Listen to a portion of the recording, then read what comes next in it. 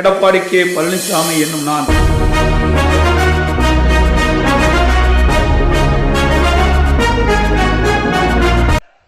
மேதக ஆளுநர் கையெழுத்து போட மறுத்தார். அதை பத்தி நான் கவலைப்படல. இன்னைக்கு ஆர்டிகல் 162 பயன்படுத்தி முதலமைச்சருடைய அதிகாரத்தை இந்தியாவிலேயே முதல் நான் தான் பயன்படுத்தேன்.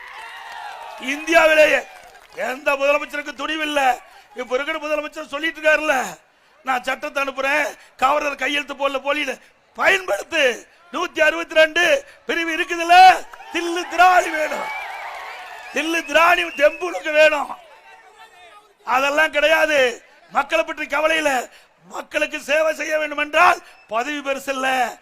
நாம் எதை நினைக்கின்றோமோ, மக்களுக்கு எது நல்லது நினைக்கிறோமோ அதை செய்வதுதான் முதலமைச்சருக்கு தகுதியானவர். சபாநாயகர் ஆக்கியது திமுக கட்சி ஒரு நாள் இதை செய்யுமா? செய்வீர்களா? உங்களால் செய்ய முடியுமா? தான் சாதி ரீதியாக ஒதுக்கப்படுகிறேன் என்று ஒரு தனது ஆதங்கத்தை ஜெயலலிதாவிடம் பதிவு செய்த ஒரே காரணத்துக்காக உன்னை இனிமேல் எவன் ஒதுக்குறான்னு நான் பாக்குறேன். மாண்புமிகு பேரவைத் தலைவர் அவர்கள் தான் மட்டும்தான் உங்களை கூப்பிடணும். அந்த சாப்பாடு வச்சதுக்கு சாப்பிடல சொல்லிட்டு தானே சார் இருந்தது. ஒரு நிகழ்ச்சி நடத்துற வீட்டுல வந்துட்டு சாப்பிடாம போயிடுறாங்க, இதை மருத்துவத்தோட அம்மா சாப்பிடலாமா அப்படின்ட்டு பதிவு செய்யறாரு, அவ்வளவுதான். அப்படியா? வேடிக்கை பாரு. தலித் எழில்மலை என்ற ஒரு தலித் சமூகத்தை சேர்ந்த ஒரு அரசியல் தலைவரை பொது தொகுதியில் நிறுத்தி வெற்றி பெற செய்தவர் செல்வி ஜெயலலிதா. நீங்க செய்வீங்களா? கருணாநிதி செய்வாரா? ஒரு தலித் தலைவராக இருந்து கொண்டு திருமாவளவன் இப்படி எல்லாம் பேசலாமா? இதற்கான தேவை எங்கிருந்து எழுந்தது? 69% இடஒதுக்கீடா இருக்கட்டும், அரசியலமைப்பு பட்டியல் சேர்த்து அதை உறுதி செய்தவர் செல்வி ஜெயலலிதா. இன்னைக்கு இருக்கக்கூடிய திமுக நிலைய வித்துவான், மூத்த நிலைய வித்துவான் திரு வீரமணி அவர்கள் சமூக நீதி காத்த வீராங்கனை என்று அதற்காக தான் செல்வி ஜெயலலிதாவுக்கு பட்டம் கொடுத்தார். எளிமையா கேக்குறேன்பா, பிராமணர்களுக்கு முக்கியத்துவம் சொல்லிட்டு நீங்க அதிமுக சொல்லுங்க. அவங்க பிராமணன் தானே. ஒரு பிராமண சமூகத்தை சேர்ந்தவர்களை செல்வி ஜெயலலிதா தனக்கு உற்ற துணையாக உதவியாக வைத்திருந்தார்.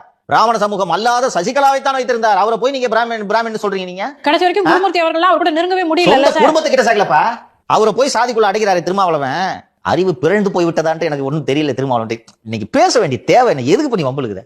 25 கொத்துக்காக இவ்வளவு பேசுறாரு சார். அதுக்காக இதெல்லாம் அவசியமா? உண்மையிலே வருத்த முடியும். இது அவசியமான விஷயங்களுக்கு சர்ச்சை ஏற்பட்டால் நீங்கள் அதை எதிர்கொள்ளலாம். இது அவசியமான சர்ச்சையா?